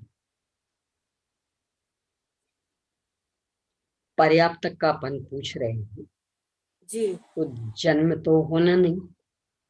हाँ, इसलिए सब पर्याप्त पर्याप्त वाले, अपर्याप्त एक भी नहीं। बहुत अच्छा। तो पर्याप्ति पूरी है, प्राण 10, जीव समास पर्याप्तक। आगे हाँ पर्याप्ति संगी पर्याप्त और पर्याप्तियां 6, पर्याप्ति में 6 और 6 अपर्याप्तियां। ज्ञान सब में ज्ञान 3 सब में ज्ञान नहीं, वो तो आगे बता रहे हैं। हाँ प्राण 10 जी, 10 प्राण, 4 संज्ञाएं, मनुष्य गति, पंचेंद्रिय जाति, त्रस्काय, 4 योग, त्रस्काय और मन के 4 योग, वचन के 4 योग, एक औदारिक काय योग। और इसके बाद वेद है ना, यहाँ स्त्री वेदी को हटा दिया है, तो 2 वेद रहेंगे। 2 वेद, बहुत अच्छा। यानी बस सावधानी यहाँ रखनी है जी। कसाय 4 और है ना ज्ञान 3, मति श्रुत अवधि 3, बहुत अच्छा। और असंयम रहेगा, और स्मृति दर्शन भी 3 रहेंगे, और लेश्या यहाँ द्रव्य और भाव से 6 ही लेश्या रहेगी। बहुत अच्छा। हाँ, और भव्य रहेंगे, और औपशमिक, छायिक और छायोपशमिक तीनों सम्यक्त होंगे, तीनों हो सकते। हाँ, और संगिक, आहारक, अनाहारक और साकार उपयोगी और अनाकार उपयोगी। बहुत अच्छा। अब एक और घटित कर लीजिए, 7वां गुण स्थान। हाँ भाई, अब शीतल बहन जी की बारी है। जी दीदी। गुणस्थान अप्रमत संयत, जीव समास पंचेंद्रिय संज्ञी, पर्याप्तियों 6, 10 प्राण, संज्ञा आहार संज्ञा नहीं है, तीन संज्ञाएं, गति मनुष्य, इंद्रिय पंचेंद्रिय। क्योंकि अपन ने चर्चा की 7वें गुणस्थान की। हाँ जी, कौन से की? 7वें। 7वें। आहार संज्ञा कहाँ तक थी? 6 तक। इसलिए वो एक कम हो गई। जी। आगे। पंच इंद्रिय त्रस्काय, योग है इसमें, नो योग ही रहेंगे इसमें। आहारक शरीर नहीं बनेगा, इसलिए आहार वाला आहारक क्यों नहीं बनेगा? नहीं है। क्यों नहीं बनेगा? क्योंकि छठे गुणस्थान में ये होता है बनता। बहुत अच्छा। वेद इसमें केवल पुरुष और नपुंसक वेद, 2 वेद। कषाय चारों, ज्ञान, मति, श्रुत, अवधि। संयम में होगा, ज्ञान में थोड़ा, ज्ञान में 4 पर्याय भी इसमें मना पर्याय भी हो सकता है। संयम में सामायिक, छेदोस्थापना, परिहार, विशुद्धि, बस ये 3। दर्शन में चक्षु, अचक्षु और अवधि दर्शन, और लेशा 6, द्रव्य से 6 लेशा, और भाव से शुक्ल, 3 शुक्ल पद में शुक्ल। भव्यत्व से सम्यक्त्व में उपशम और क्षयोक्षम, 2 तीनों सम्यक, तीनों 7वें की है ना चर्चा? 7वें में है तीनों। संगी, आहारक, अनाहारक, साकार और अनाहारक कैसे बनेंगे? आहारक, सॉरी, इसमें विग्रह गति नहीं है, जनन नहीं है इसमें। आहारक ही बनेगा। और साकार नाकार उपयोग। बहुत अच्छा। इस तरह से मनुष्य पर्याप्तकों के आलाप देखे। ऐसे ही पूरे 14 गुणस्थानों में घटित होने हैं, क्योंकि अभी अभी अपन ने पूरे दोहराए हैं, इसलिए अब अलग से अपन नहीं दोहरा रहे। अब इसके बाद मनुष्य में ते भी सरल हो गया कि यहाँ लेना वेद में अकेली स्त्री वेद, यानी वेद में अकेले स्त्री वेद लेना। अब इसको देखें, पेज नंबर 515 पर देखें। मनुष्यों के आलाप कहने पर एक ध्यान में रखिएगा, ये जो भी चर्चा है ये भाव वेद की अपेक्षा, द्रव्य वेद की अपेक्षा नहीं, भाव वेद की अपेक्षा। तो मनुष्यों के आलाप कहने पर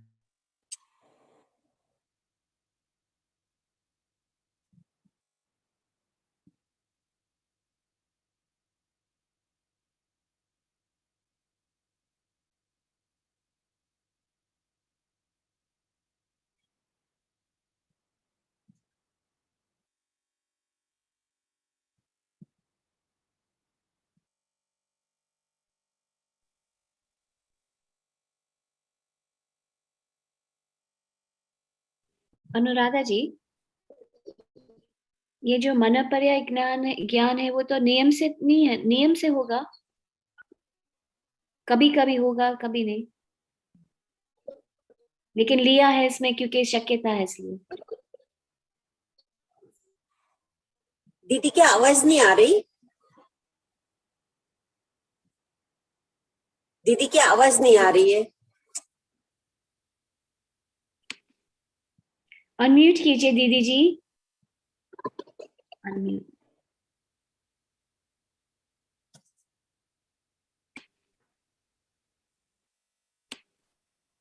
ज्योति जी, आपका नंबर थोड़ा लिख दीजिए चैट पे, हम लोग ने वो ग्रुप बनाया है। अनम्यूट भाई, सुधीर भैया अनम्यूट।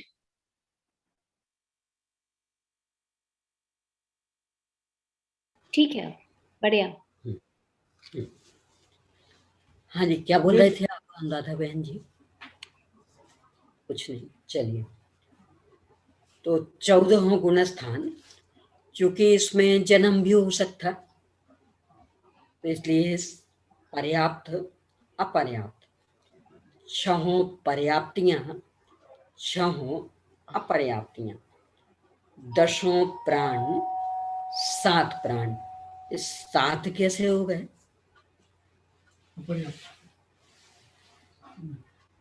मन, वचन, अपर्याप्त अवस्था के नहीं है। कौन कौन से नहीं? मन के, वचन के और श्वासोच्छ्वास।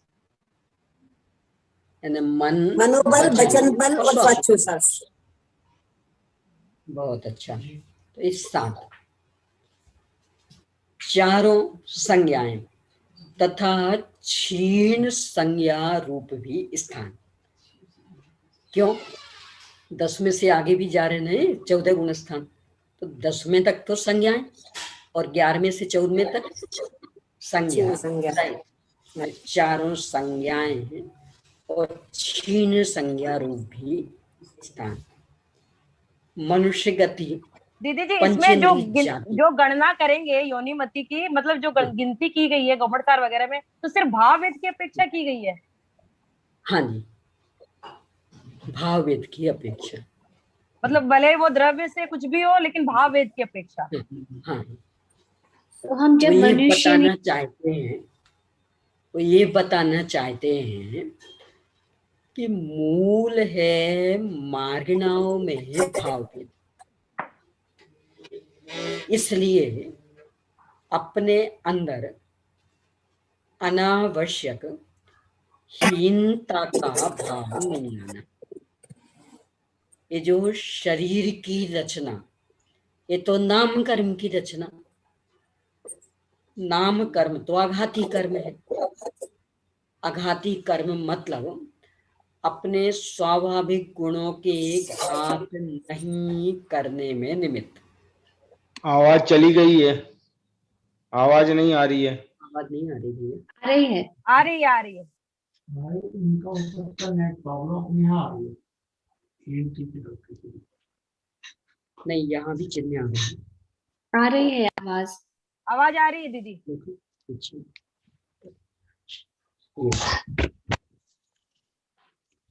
नहीं, ये जो है ना लाल चिन्ह, नहीं वो तो उनका है। ठीक है, ठीक है, ठीक है, आवाज वो उनका है, अपने यहाँ से। हाँ जी, तो मूल में ये कहना चाहते हैं कि अपन जो दुखी हैं, कदाचित उसमें कोई निमित्त कारण है, तो घाती कर्म, अघाती कर्म नहीं। घाती कर्म मतलब ज्ञानावरण, दर्शनावरण, मोहिनी, अंतर है। शारीरिक रचना ये अघाती कर्म, नाम कर्म के उदय का कार्य। तो इसको लेके आप परेशान क्यों हो रहे? मूल जो घाती कर्म और उसमें भी मोहिनी, क्योंकि मोहिनी यदि नष्ट नहीं हुआ तो बाकी नियम से नष्ट होने वाले नहीं है। और मोहिनी के संदर्भ में एक विशेष सुविधा कि उसको खास करके दर्शन मोहिनी को, यानी जो मूल कि जिसके नष्ट हुए बिना, मतलब जिसके अनुदय के बिना और कुछ बात आगे बढ़ ही नहीं सकती, वो हर पर्याय में हो जाता काम, यानी जिसको अपन कहें दृष्टि मोक्ष। तो आप इस दिशा में सक्रिय होइए ना, बाकी सारा काम तो कर्म कर देगा। यानी यदि दृष्टि मोक्ष कर लिया तो पुरुष वेद हमें मांगना नहीं पड़ेगा, बंद ही नहीं होगा। पता होगा ना, नपुंसक वेद का बंद होता मात्र पहले गुण स्थान में, स्त्री वेद का बंद होता दूसरे गुण स्थान तक। इससे आगे एक मात्र पुरुष वेद का ही बंद होता है। ये तो ऐसी ही स्थिति बिन मांगे मोती मिले। यानी आपने यदि दृष्टि मोक्ष कर लिया, भले औपशमिक क्षय औपशमिक सही, एक बार करिए तो जो वो कसर है, जो वो कमी है, वो कर्म पूरी कर देगा। तो आप उसको लेके परेशान मत होइए।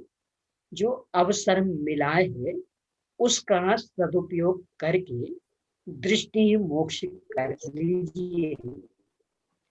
यानी स्वयं जो शाश्वत भगवान आत्मा, इसे अपनत रूप से जानकर पहचान कर इसकी प्रतीति कर लें, इसकी अनुभूति कर लें, इसमें ही अपनत्व दे लें, तो बाकी सारी व्यवस्था कर्म जुटा देगा। इसलिए अभी इसको लेके परेशान मत हो कि अरे हम तो स्त्री हैं, हम तो स्त्री हैं। क्या फर्क पड़ना, वो तो आघाती कर्म की रचना, वो हमारे मूल स्वभाव को घातने में तो निमित्त भी नहीं। सारा पुरुषार्थ यही दीदी, सारा पुरुषार्थ यही करना है कि दृष्टि मोक्ष कर लें। हाँ, अब अपनी विडंबना दूसरी है। यानी मूल तो पुरुषार्थ करना है अपनी मान्यता बदलने में। यानी पर्याय मात्र से दृष्टि हटकर, संयोगों से, परिस्थितियों से, वातावरण सबसे दृष्टि हटाकर एकमात्र अपने शाश्वत भगवान आत्मा को अपनत रूप से जानकर पहचान कर इसमें संतुष्ट रहना, पुरुषार्थ तो ये करना है। और अपना किस दिशा में पुरुषार्थ चलता? संयोग बदलो, परिस्थितियां बदलो, वातावरण बदलो, इस दिशा में बिल्कुल। ज्यादा ज्ञान बढ़ा लो, ज्यादा ऑपरेशन की व्यवस्था हो तो स्त्री से पुरुष बन जाओ। यानी सारा का सारा पुरुषार्थ पर्याय में फिर बदल कर चलता है। और भाव तो हमें पता ही नहीं लग रहा ना। यानी वो तो ऐसा है कि शरीर से स्त्री वेद हो और अंदर में भाव वेद में पुरुष भी हो सकता, तो वो तो हमें पता नहीं लगना। तो अपन अपने जिसको बोलते ना कपोल कल्पनाओं में तो जिए ही नहीं, शीख चिल्ली के सपने तो देखे ही नहीं, बन जाए बाहर से पुरुष। तो ये भूल जाते कि उपलब्धि क्या होगी, क्या मिल जाएगा। बल्कि मैं तो जब ये विषय आते तो काफी इसको लेती, क्या क्यों इतने पुरुष के प्रति आकर्षण। देखो, ये पर्याय दृष्टि वालों की सबसे बड़ी समस्या, जो भी जिस पर्याय में जी रहा वो वहां संतुष्ट नहीं है। पुरुषों से पूछो, जो कहते हैं अरे साहब हम कहाँ, हमसे अच्छी तो स्त्रियां हैं, कितने सुखी, ना कोई व्यापार करना, ना कोई नौकरी करनी, बस आराम से घर में रहना, ठंड हो तो भी घर में, गर्मी हो तो भी घर में, और हमने पूरा घर तो एसी करवा लिया, और दुकान में तो बाहर निकलना पड़ता। भले दुकान पूरी एसी होगी पर आने जाने में, भले कार भी एसी होगी पर तो भी बाहर निकलने में, यानी सड़क पे एसी थोड़ी लगवा लेंगे। कितने कितने नौकरी कर रहे हो तो बहुत सी सुनी सबको अपने अपने दुख समझ में आते हैं। यानी ये भूल ही जाते हैं कि ये पूर्णतया बाह्य परिस्थितियां हैं, बाह्य वातावरण है, ना ये सुख के कारण और ना ये दुख के कारण। इसलिए इनके बदलने में एक सेकंड भी अपना खर्च मत करो। सुख दुख दाता कोई ना, कोई ना, मोह राग दुख की खान। खदान तो ये, इसे मिटाओ। और कैसे मिटे? निज को निज पर को परिधान। अब निज कौन कि जो बदलता रहे वो निज, तो काय का निज कि जो हमेशा एक रूप रह रहा वो निज, यानी शाश्वत ज्ञानानंद स्वभावी भगवान आत्मा। अब इसमें ये द्रव्य स्त्री पर्याय बाधक कहाँ है, बल्कि और साधक है। यानी पुरुषों की जिम्मेदारी कमाई की, तो उन्हें तो दिन रात चिंता करनी पड़ती, आए दिन आज यहाँ जाना कल वहां जाना, आज यहाँ से माल लाना तो कल उसके यहाँ मीटिंग में जाना, तो परसों वहां से उधारी उगाने जाना, मतलब कितनी कितनी समस्याएं। स्त्रियों का यदि वो ईमानदारी से अपना काम करें तो बस अपना घर संभाल लिए, बाल बच्चे हैं तो उन्हें संभाल लिए, बाकी जो समय बच रहा तो उसे अनर्गल कमाने में खर्च करने की बजाय निज को निज पर को पर जान में लगाने की क्यों कोशिश नहीं करते? न पुरुषों की होड़ क्यों लगाना चाहे? क्या मिलेगा उससे? गधा मंजूरी मिलेगी। तो ये प्रकरण अपने को ये मार्गदर्शन देता है कि चूंकि शरीर की रचना नाम कर्म का कार्य, ये स्वभाव के घात में निमित्त नहीं है, क्योंकि वो अघाती कर्म है। मूल जो घाती कर्म है, खासकर दर्शन मूल, उसको अनुदय रूप में लाने का पुरुषार्थ तो स्त्रियां भी कर लेती, 5वां गुण स्थान तक हो जाता, तो वो करो ना। इन्हें जो अवसर मिला है उसका सदुपयोग कर लेना, ये बुद्धिमानी है। कि अनर्गल हवाई महल बनाते रहना, ये बुद्धिमानी। कि जो अवसर मिला वो कर लो ना, आगे स्त्री पर्याय मिलेगी नहीं, अपने आप समस्या खत्म। और ये नहीं किया तो कदाचित यहाँ थोड़ा बहुत फेरबदल कर भी लिया तो आगे भविष्य पुनः मिल जाएगी। वो कब तक फेरबदल करोगे? ये मार्गदर्शन इस प्रकरण से अपने को मिलता कि अपनी अनर्गल चेष्टाएं बंद करें, जो अवसर अपने को मिला उसका सदुपयोग करें। देखो, भविष्य संबंधी तो कहीं घाटा नहीं। ये पता है, पंचम काल में पुरुष भी मरण करके अधिक से अधिक जाएंगे तो 16वें स्वर्ग तक, और महिलाएं भी मरण करके अधिक से अधिक जाएंगी तो 16वें स्वर्ग। घाटा तो है ही। पाप में पुरुष अधिक से अधिक जाएंगे तो 6वें नरक तक, महिलाएं भी अधिक से अधिक जाएंगी तो 6वें नरक तक, तो वहां भी घाटा नहीं। आपके हाथ में है ऊपर बढ़ना कि नीचे उतरना। यानी पुरुषों की बराबरी करनी है ना, तो नरक जाने में बराबरी करनी है कि स्वर्ग जाने में। मोक्ष तो यहाँ से ना अभी पुरुषों को है और ना स्त्रियों को है, बराबर है। यानी ऐसा तो है नहीं कि पुरुषों को मोक्ष होता हो तो हम उनसे चिढ़े, तो वो तो अभी किन्हीं को नहीं। और भविष्य में बराबरी है तो वो किन की बराबरी करनी है सो। यदि अनर्गल कमाई आदि में उपयोग लगाया तो समझ लेना राजेश्वरी सो नरकेश्वरी, नरक की बराबरी हो जाएगी। और जो है उसमें संतुष्ट रहते हुए संतोषी सदा सुखी, ये सोचकर अपनी सीमा में कार्य किया कि हमारे ऊपर जो जिम्मेदारी, घर गृहस्थी संभालना, बाल बच्चों को संभालना, हम व्यवस्थित काम कर रहे, बाकी जो समय हमें मिल रहा हम आत्माराधना में लगा रहे, तो वर्तमान भी सुख शांतिमय, वो आगे भी 16वें स्वर्ग तक जा सकती है आप। और भले ही यहाँ छाया के सम्यक तो नहीं होता हो, तो वो तो पुरुषों के भी नहीं होता, उसमें घाटा कहाँ है? और सम्यक तो लेके 16वें स्वर्ग तक पहुंच गए। पता सीता का जीव भी अभी 16वें स्वर्ग में, पर सम्यक तो लेके आगे आकर के फिर छाई कर लेंगे, तो घाटा कहाँ है? यानी अनर्गल सोच अपनी जबरन फोड़, इस दृष्टि से देखेंगे तो जो अपने को उपलब्ध है सहज स्वीकार करके उसका सदुपयोग करना सीखें।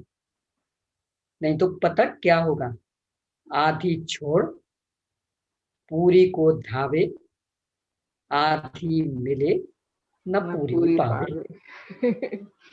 यानी स्त्रियों के काम छोड़कर पुरुषों के काम अपनाने जाओगे तो स्त्रियों के भी बिगड़ेंगे, पुरुषों के भी बिगड़ेंगे, पूरा घर जीत भी नरक बन जाएगा। जो सारी संस्कार बिगड़ जाएंगे, सारी संस्कृति बिगड़ जाएगी, छना पानी मिलना भी मुश्किल हो जाएगा। तो समाधि कैसे सधेगी? कौन कराएगा समाधि? आपको भी कमाना, उन्हें भी कमाना। बाल बच्चों को सुसंस्कारित कौन करेगा? छना पानी भी मुश्किल हो जाएगा। नमोकार मंत्र सुनने के लिए भी तरस जाओगे। इसलिए अंधी दौड़ में बिल्कुल नहीं दौड़ना। जो भी परिस्थिति अपने को मिली उसका पूरा पूरा सदुपयोग करने का भाव रखें। तो पूरी ताकत दृष्टि मोक्ष करने में लगा दो, बाकी सब कुछ अपने आप बदल जाएगा। हमें कुछ नहीं बदलना पड़ेगा। पता दृष्टि मोक्ष हुआ, चौथा गुण स्थान हुआ। अब नियम से एकमात्र वज्र वृषभ नारद सैन्य ही बंधेगा। बोलो, पुरुष वेद ही बंधेगा। यानी अभी जिनके लिए तरस रहे ना, तो अब क्या करें, शक्ति नहीं है, शक्ति नहीं है, कर लो ना सम्यक। हेलो, बंद हो गए। हाँ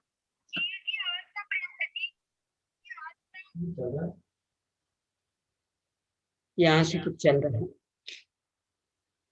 आवाज नहीं आ रही।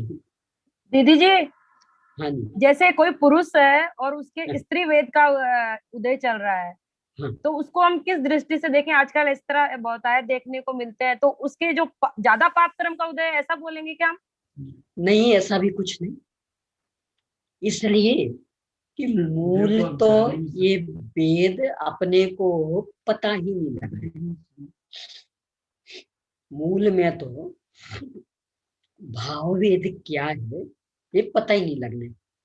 बाकी जो पुरुषों की प्रजनन शक्ति वो तो बराबर सुरक्षित है, क्योंकि उसका संबंध द्रव्य वेद के साथ था, तो उस पर भी कोई असर नहीं पड़ना। नहीं दीदी जी, हाँ। ये जो ये गे लोग हैं, गे पुरुष के साथ इकट्ठे होते हैं, तो उसमें आपने जैन के हिसाब से कोई गलत तो नहीं होना चाहिए, क्योंकि ये व्यवस्था है ही है कि अलग, बाहर से अलग वेद और अंदर से अलग वेद, तो ये बायस क्यों है फिर? अगर व्यवस्था है प्रकृति में तो नहीं, फिर नहीं है व्यवस्था। इसलिए ये भोग के विशिष्ट अंग हैं। चाहे जहां भोग नहीं होता, तो जो ये समलिंगियों का भोग होता, मतलब पुरुष पुरुष का,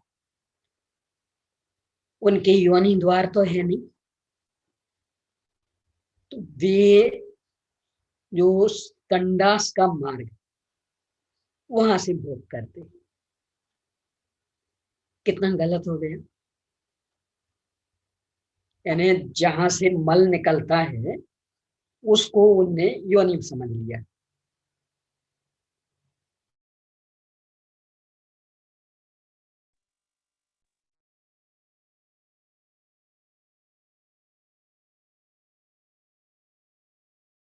अब दूसरे पुरुष में योनि तो है नहीं,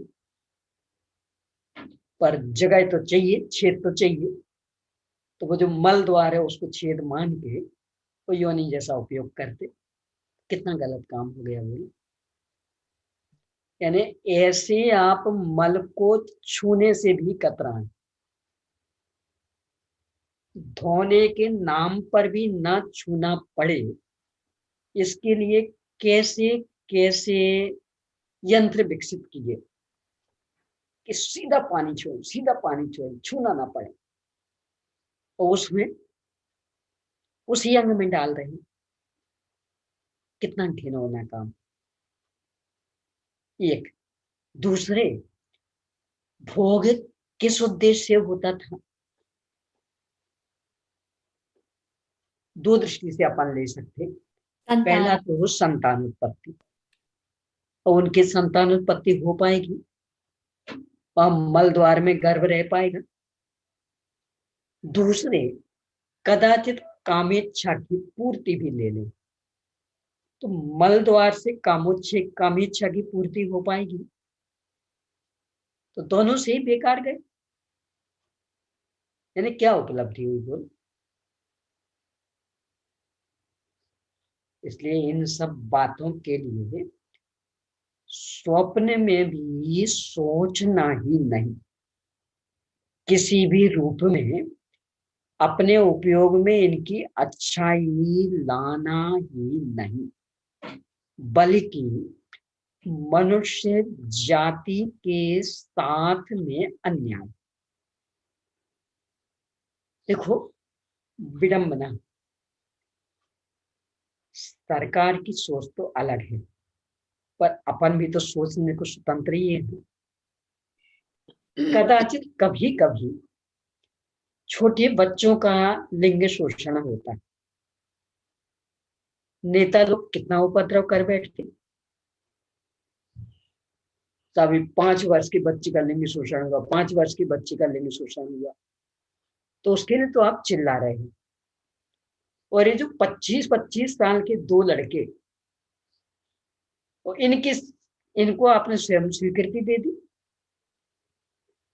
उनका वो लिंग शोषण नहीं है, क्योंकि योनि तो दोनों के पास नहीं, दोनों के पास अकेले लिंग है, तो मल द्वार में डालेंगे। तो प्रकृति में ऐसी व्यवस्था क्यों है? क्यों है नहीं, हितकर है। प्राकृतिक जो भी काम है वे पूर्णतया न्याय नीति संपन्न। यानी यदि एक पुरुष है, उसके लिंग है, तो उसका दूसरा साथी महिला होनी चाहिए, उसके पास ही योनि होनी चाहिए, तो उसे कामेच्छा की पूर्ति भी होगी और संतान उत्पत्ति भी होगी। ये तो न्यायोचित व्यवस्था। अन्याय कहाँ है? न्यायोचित व्यवस्था है। लेकिन दीदी जी, उनके यदि कोई स्त्री वेद ही ऐसा चल रहा है उदय, तो वो क्या करेगा वो जीव? मतलब उनके तो जैसे कोई स्त्री है तो वो पुरुष वेद चल रहा है, तो वो क्या करे फिर? ये जो अपन पहले भी यहाँ पढ़ चुके हैं कि वेद का उदय काम नहीं करता, उदीर्णा काम करती। चारों संज्ञाओं में ही था, उदीर्णा काम करती, और उदीर्णा लाने में अपन कारण बनते। वहां जब संज्ञाएं अपन ने पढ़ी थी, हर एक में 4-4 कारण देखे थे। तो हम मैथुन संज्ञा में क्या कारण देखे थे? आप अश्लील चित्र देखेंगे, कुशील वालों की संगति में रहेंगे, मैथुन संज्ञा जागृत होगी, तो आप स्वयं जानबूझ के वैसे लोगों के बीच में रह रहे। यदि आप शीलवानों के बीच में रहेंगे तो उदीर्णा होने का अवसर ही नहीं रहेगा। तो आप स्वयं आ बैल मुझे मार, ये कहावत कर रहे हैं। आप बुद्धिपूर्वक वहां से हटे रहिए, शीलवानों की संगति में रहिए। यानी अकेले उदय से कार्य नहीं होना, उदीर्णा से कार्य होना। देखो भोजन के लिए अपन समझ लें, जल्दी समझ में आ जाएगा। सुबह है, आपका पेट खाली हो गया, यानी दैनिक क्रियाओं से निवृत्त हो गए, खाली। अब इसके बाद आप मंदिर पहुंच गए, वहां दर्शन पूजन स्वाध्याय होते होते 10, साढ़े 10, 11 बज गए। तब तक भूख सता थी? क्यों नहीं सता रही? पेट तो 6 बजे खाली हो गया था। अब जैसे ही घर आते और वो भोजन दिखने लगता, और फिर तो यदि 5 मिनट भी देर करे ना कोई परोसने में, तो चिड़चिड़ाहट हो जाती। इसका मतलब कि वो आहार संज्ञा के लिए खाली पेट से नहीं बढ़ती, वो भोजन आती देखने से, उस और उपयोग लगाने से। अब वो आपने किया तो भूख लगा, और जबकि पेट तो खाली 6 बजे हो गया था। ऐसा सब संज्ञाओं में समझना, मैथुन में भी ऐसे। चलिए, समय अभी का हो गया है, आगे देखेंगे। और